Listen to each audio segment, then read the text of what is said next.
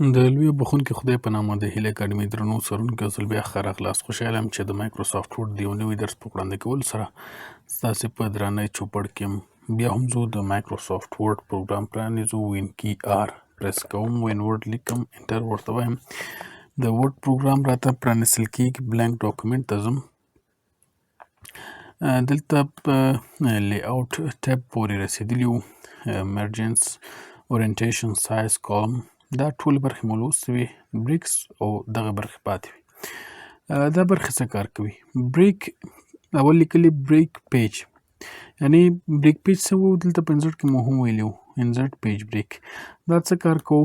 مثلا یو متن یو څه لیکو، دا مې ولیکه، مثلا له دغې څخه وروسته زه ورته وایم چې دغې څخه یو پیج بریک ماته رامنځته. دلته دغه متن په لاندې صفحه کې راوسته، دغه ته بریک وایي. بریک یعنې ماتول. او تر دې وروسته چې د بریک برخه کې کالم دی او ټیکسټ راپینګ دی. کالم چې ته وایي، موږ ورته ویلي وو چې په یوه صفحه کې دوه کالمه هم کولی شو چې دلته هم متن راشي. دلته مثلا دغه متن زه زیاتومه، مثلا وایم چې یو څه زیات متن راته ولیکئ. وګورئ په څو کالمونو کې، دغه په 2 کالمونو کې ماته راغی. کولی شم داسې دا 3 کالمه هم کوم، له دې څخه دا مو په تېر درس کې ویلي وو. دغه کالمونه چې موږ درته جوړوو، د څه کار کوي؟ موږ بریک کالم چې ورته ویو، دلته چې کله مثلا راشو دغه ته مثلا بریک ته راځم، کالم ورته یم، یعنی له دې کالم څخه بل کالم ته ما بوځه. په دغه معنا ده بریک کالم. بریک پیج یعنی د دې صفحې څخه کوم ځای چې زه انتخابوم، دې نه وروسته بلې صفحې ته ویوسه. بریک کالم یعنی بل کالم ته یوسه. ټیکسټ راپینګ هم په همدې شکل ته وګورئ. دغه صفحې دغه ځای چې مثلا کله چې موږ عکس اچوو او دغه ټیکسټ یا متن مو رپ کړي وي، هغه کې هم موږ کولی شو بریک په دې شکل رامنځته کړو. یا مثلا زه راغلم دغه عادي متن ته بیرته راځم. تر دې وروسته پیج بریک او ټیکسټ راپینګ مو ویلي. نیکسټ پیج دا څه کار کوي؟ دلته وګورئ سیکشن بریک لیکلی دی. دا مو تاسو ته ویلي وو چې اکثرا په مونوګرافونو دغه برخو کې ډېر خلک له دغې برخې سره له ستونزو سره مخ دي، خو نه پوهېږي چې هغه کار له دې څخه کېږي. دا به په دې درس کې وو.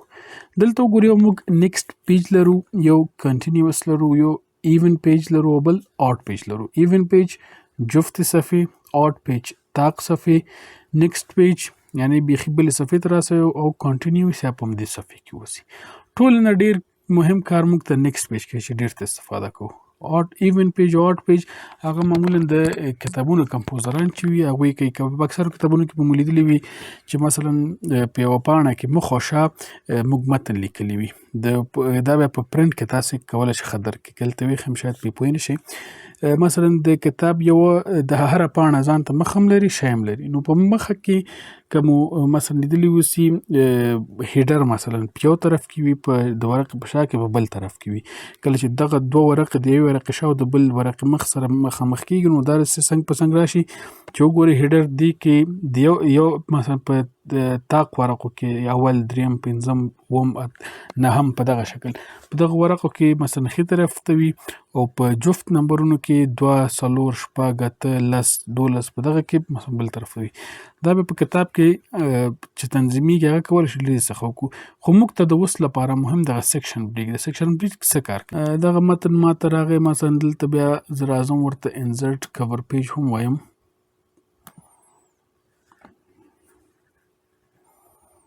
مثلا وایم دغسې یو کور پیج ماته رامنځته کوي. ښه، دلته وګورئ دا تر پوښ وروسته لومړنۍ صفحه ده. پوښ کې خو هسې هم نمبر نه اوسي دلته هم. یا مثلا کله چې موږ د کتاب پیژندنې پاڼه کوو، یا اکثرا ځینې صفحو به مې لیدلي وي چې هغه چې شوي مثلا ډالۍ د ډالۍ لپاره په مونوګراف کې یا په کتاب کې صفحه رامنځته کوو، هلته معمولا په کومې برخې نه وي، مثلا په هغه کې پیج نمبر نه وي. نو دا څنګه رامنځته کوو؟ دلته ګورئ دغه اوله صفحه ما خالي کړه، مثلا د بسم الله الرحمن الرحیم لپاره. د بسم الله الرحمن الرحیم لپاره فونټونه هم شتون لري. زه یې په کمپیوټر کې لرم، خو شاید تاسې ولرئ. د دې لپاره په همداسې ساده شکل یې دلته لیکو. راځم ورته مثلا فونټ یې غټوم، بولډ ورته وایم، ایټلیک سنټر کوم، د فونټ سټایل یې هم ورته مثلا بدلوم، وایم چې په دغه شکل تر اوسه ایټلیک ورته ایسته کړم. ښه، په دې شکل مثلا دا بسم الله الرحمن الرحیم صفحه شوه. په دې کې چې راغی دلته لومړی صفحه دلته راغلی. دې ته هم راځم وایم چې سیکشن بریک. ښه دا هم سیکشن بریک شو او دلته وګورئ اوس په دې صفحه کې چې نمبر نه دی راغلی. ولې؟ ځکه ما د دې بسم الله الرحمن الرحیم سیکشن بیل که او د دې متن سیکشن مې بیل که او بیا دلته مې چې ورته ویلي په پیج نمبر کې چې کله راشئ مثلا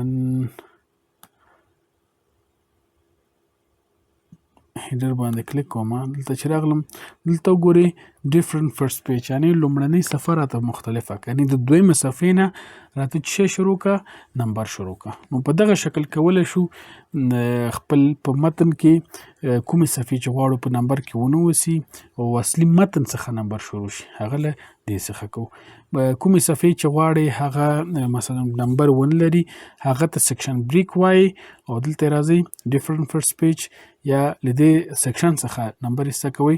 نو په دې توګه چې کوو موږ کولی شو له خپلو ټاکلو صفحو څخه چې وکړو بریک یا هغه پیج نمبر یې ایسته کړو او نور تغیرات هم د دې لارې کولی شو پکې راولو. نو دغه برخه چې دی یو څه مغلقه ده او که چیرې څوک ورته اړتیا ونه لري یا له دې حالت سره مخ شوي ونه اوسي نو شاید هغوی ورباندې نه وي پوه شوي ځکه ورته اړتیا یې نشته او هغوی ته به مهمه هم نه وي. خو هغوی چې مثلا مونوګراف برابروي لیکي یا کتابونه کمپوزینګ کوي نو د هغوی لپاره دغه برخه ډیره مهمه ده او هغوی په قدر پوهیږي او شاید درک کړي یې هم اوسي. نو دا مې د هغوی له خاطره درس ورکه چې بیا یو څه پیدا کول یې د دې پوینټ شاید ستونزمن وي. نو په راتلونکي درسونو کې بیا هم د لی اوټ ټیب کې دغه نور برخې بیا تاسو ته تشریح کوو انشاءالله د په زړه پورې برخې دي. نو دا زموږ د نن ورځې درس خو د دې چې یو څه مو ترې زده کړي وي تر بیا ښې چارې.